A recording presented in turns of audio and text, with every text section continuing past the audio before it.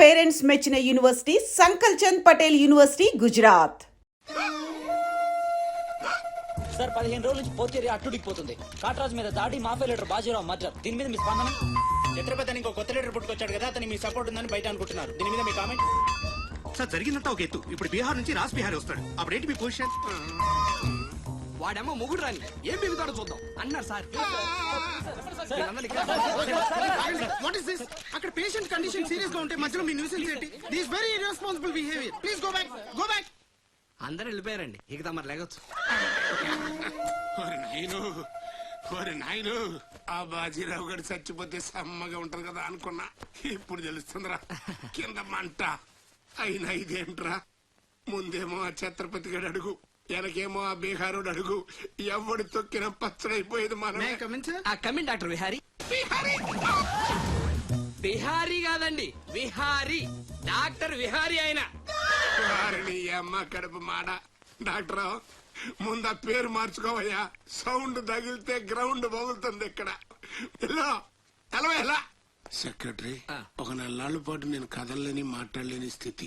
నా పెళ్ళాం గాని పిల్లలు గాని సీఎం గాని పిఎం గాని నాకు ఫోన్ చేస్తే నువ్వు ఇవ్వద్దు.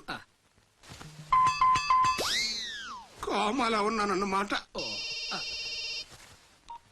హలో, ఎవరండి? ఛత్రపతి గారా? నమస్తే సార్. ఏంటి సార్, మినిస్టర్ గారా? ఆయన మనకు దక్కేటట్టు లేరు సార్. మంచం మీద ఉంచాలా దించాలా అన్నట్టుంది సార్.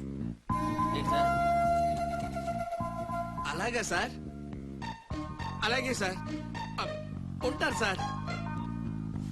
మీ టైం బాగుందండి. ఏంటి? ఆయనే వస్తున్నారట. ఏమైంది సార్? మనం ఎవరో మంత్రి గారు. ఎవడన్నా అపాయింట్మెంట్ లేకుండా రావచ్చా? అందుకే మనం వెళ్తున్నాం. మినిస్టర్ గారి కండిషన్ చాలా క్రిటికల్ గా ఉంది. Allergic rhinitis, sinusitis with high BP, diabetes and melanoma cancer తో చాలా తీవ్రంగా బాధపడుతున్నారు. ఇంకో 48 అవర్స్ గడిస్తే కానీ ఏమీ చెప్పలేము. ఆ స్వప్న, డాక్టర్ గారు చెప్పింది విన్నావు కదా? ఇక్కడ మినిస్టర్ గారు చావు బతుకుల మధ్య కొట్టుమిట్టాడుతున్నారు. ప్రోగ్రెస్ ఏమైనా ఉంటే మళ్ళీ ఇన్ఫార్మ్ చేస్తాను. కెమెరామెన్ సెందిల్ తో రిపోర్టర్ రేఖ.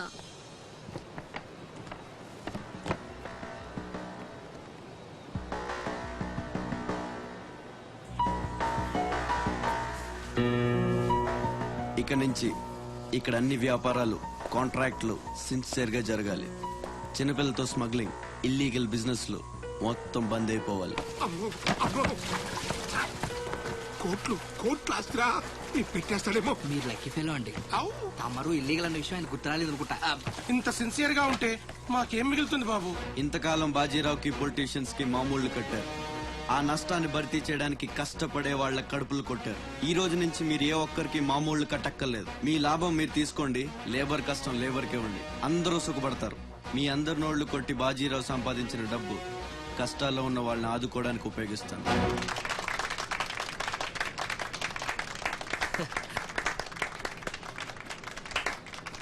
మినిస్టర్ గారు 2 చేతులు కలవడానికి మొండికేస్తున్నట్టున్నాయి.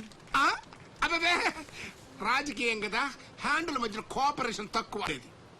ప్రజాసేవకంటూ దిగిన తర్వాత మాకు మిగిలి చచ్చేది ఏముంటది బాబు? మోకాలపైకి పంచి, భుజం మీద ఒక తుండు, చేతిలో ఒక కర్ర, ఊరు మధ్యలో ఒక సిమెంట్ విగ్రహం. అంతే అంతే అంతే.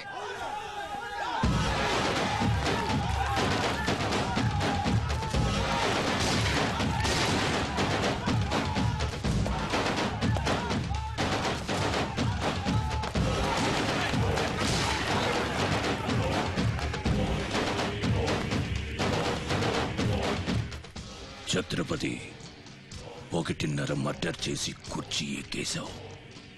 దాంట్లో కూర్చోలేవు. నీ వల్ల కాదు. లేబర్ చల్లగా ఉండాలనుకునేవాడు లీడర్ కాలేడు. అక్కడ కూర్చోవాలంటే ఒంటి మీద కోటు కాదు, ఒంటి నిండా కుట్ర, కుళ్ళు, కుతంత్రాలు ఉండాలి. వీటిల్లో ఏ ఒక్కటి నీళ్ళు లేదు. నువ్వు ఆక్రమించుకున్న నా తమ్ముడి స్థానాన్ని దక్కించుకోవడం నా కాళ్ళకి చెప్పులేసుకున్నంత సేపు పట్టదు. देखो राज बिहारी, बिहार का शेर.